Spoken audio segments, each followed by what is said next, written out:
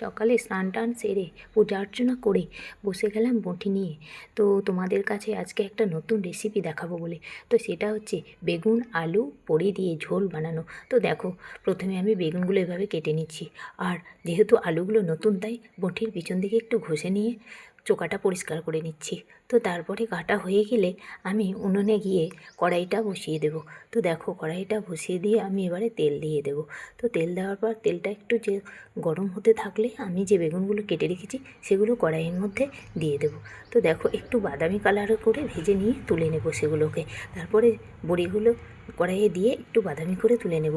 তারপরে একটু সামান্য হলুদ দিয়ে আলুগুলো যে কেটে রেখেছি সেগুলো একটু কষে তুলে নিলাম। তারপরে কড়াইয়ে আবারও তেল দিয়ে পরিমাণ মতো তেলটা দিয়ে তার মধ্যে 5 ফোড়ন শুকনো লঙ্কা দিয়ে যে মশলাটা করে রেখেছি সেটা দিয়ে আলুগুলো নাড়াচাড়া করে পরিমাণ মতো জল দিয়ে দেবো সেদ্ধ হওয়ার মতো।